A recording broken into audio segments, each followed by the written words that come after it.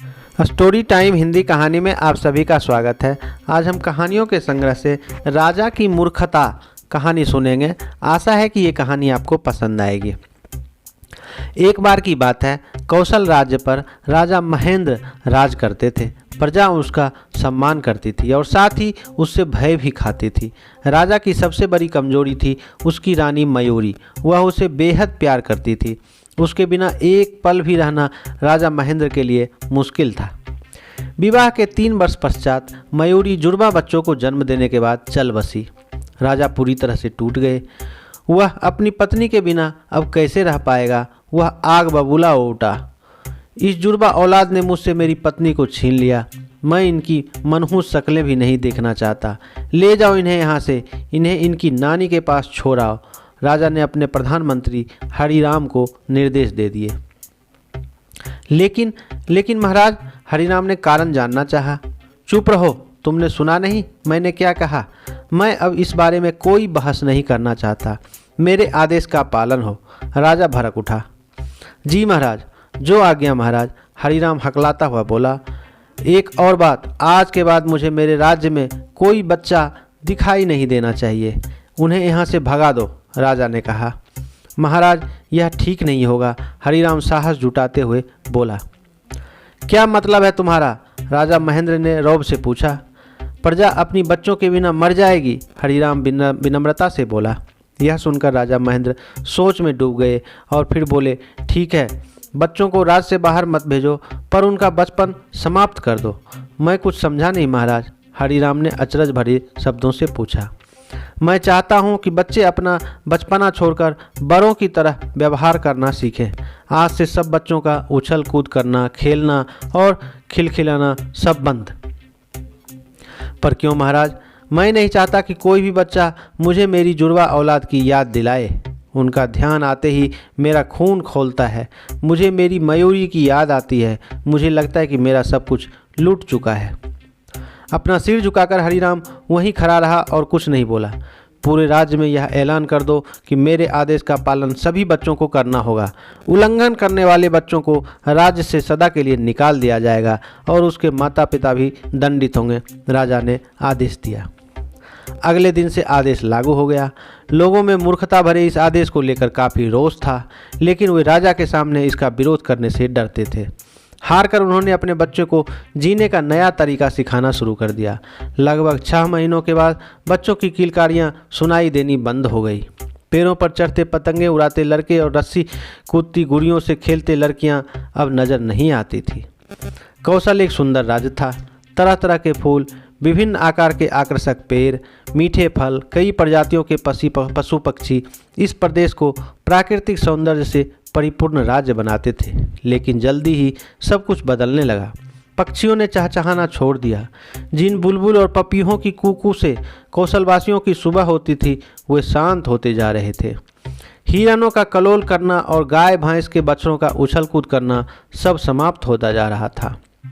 रसीले आम, सेब और अमरूदों में लदे रहने वाले पेड़ अब उजाड़ दिखते थे। जैसे जैसे समय बीतता जा रहा था, हालत और ख़राब होते जा रहे थे। वरुण देव भी प्रदेश से नाराज थे, जिस कारण वर्षा नहीं हुई। बिना पानी के फसलें बर्बाद हो गई। किसानों में हाहाकार मचने लगी।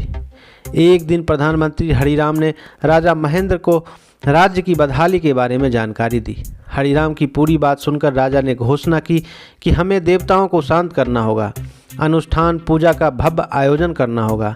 मेरा विश्वास है कि ईश्वर हमारी रक्षा अवश्य करेंगे। 11 दिनों तक प्रजावासियों ने मिलकर पूजा अर्चना की, पर कोई लाभ नहीं हुआ, बल्कि राज्य की स्थिति और भी गंभीर होती चली गई। कुछ दिन बाद एक दिन राजा महेंद्र अपने कक्ष में बैठे थे। तभी द्वारपाल ने आकर सूचना दी, महाराज, स्वामी ऋषि आनंद जी पधारे हैं। राजा खुशी से बोला, उन्हें तुरंत सम्मानपूर्वक अंदर ले आओ। महेंद्र की पूरी शिक्षा दीक्षा स्वामी ऋषि आनंद के आश्रम में हुई थी। 5 वर्ष पहले स्वामी जी हिमालय की कंदराओं में तप करने चले गए थे। उसके बाद किसी को उनकी खबर नहीं थी। कुछ ही देर बाद स्वामी जी ने कक्ष में प्रवेश किया। उनके चेहरे का तेज देखते ही बन रहा था। राजा उनके चरणों में लेट गए। स्वामी जी, आप सही समय पर पधारे हैं। मेरी सहायता कीजिए। महेंद्र को गले लगाकर स्वामी जी मधुरता से बोले, क्या हुआ राजन? राजा ने पूरा घटनाक्रम स्वामी जी को कह सुनाया।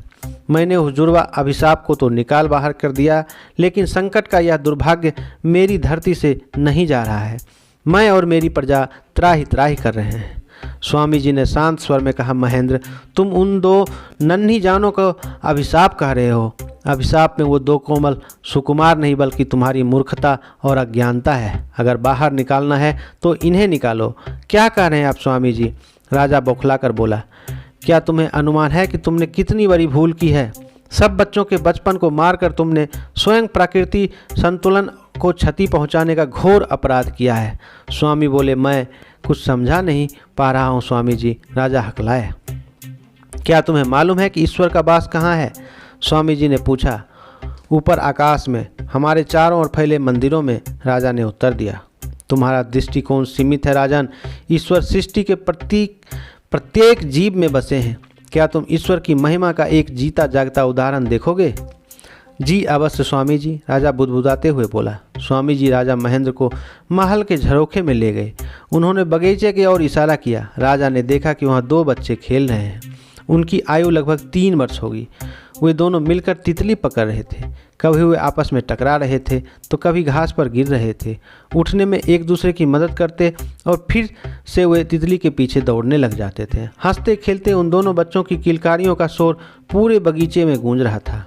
राजा वहीं आश्चर्यचकित खड़ा देख रहा था। बच्चों की ये आवाज़ें जैसे उसके मस्तिष्क पर वार कर रही थी। स्वामी ऋषि आनंद ने राजा को समझाना शुरू किया, महेंद्र, बच्चों में भगवान बसते हैं। वे स्वयं पवित्रता, सत्यता, प्रेम और आनंद की अभिव्यक्ति हैं। कभी ध्यान से किसी बालक का अवलोकन करो, तुम्हें उनमें कभी छल कपट दिखाई नहीं देगा। प्रत्येक बच्चा प्रसन्नता, आमोद प्रमोद और जीवन के परमानंद का प्रतीक है। बच्चों के बचपन को समाप्त कर तुमने स्वयं ईश्वर की उपस्थिति का बहिष्कार किया है, और जब ईश्वर ही चले गए हैं तो क्या माँ प्रकृति यहाँ रह पाएगी? इसी के परिणाम स्वरूप स्वर्ग सी तुम्हारी यह हरी भरी धरा आज उजाड़ बन चुकी है।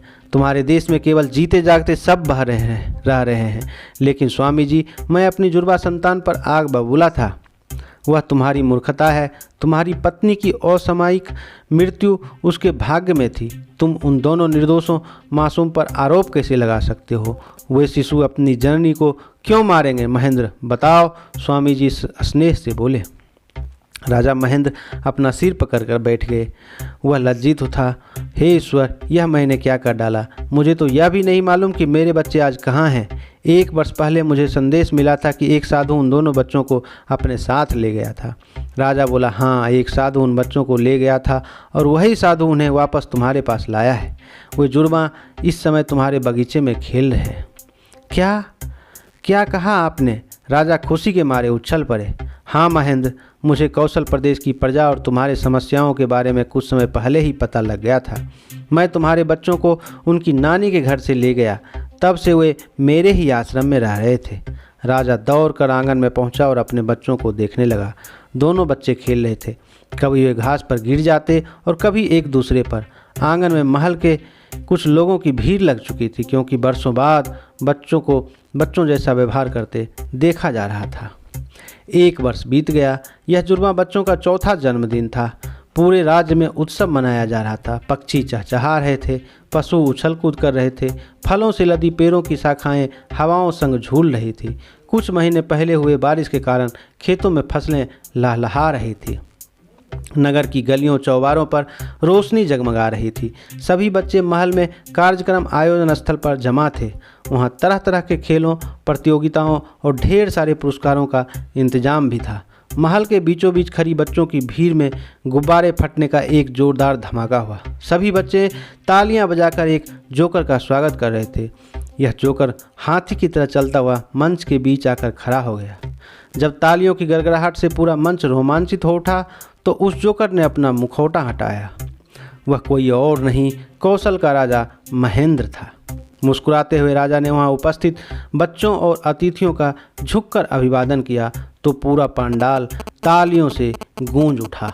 यह कहानी आपको कैसी लगी हमें कमेंट्स में बताएं और चैनल को सब्सक्राइब करें। धन्यवाद।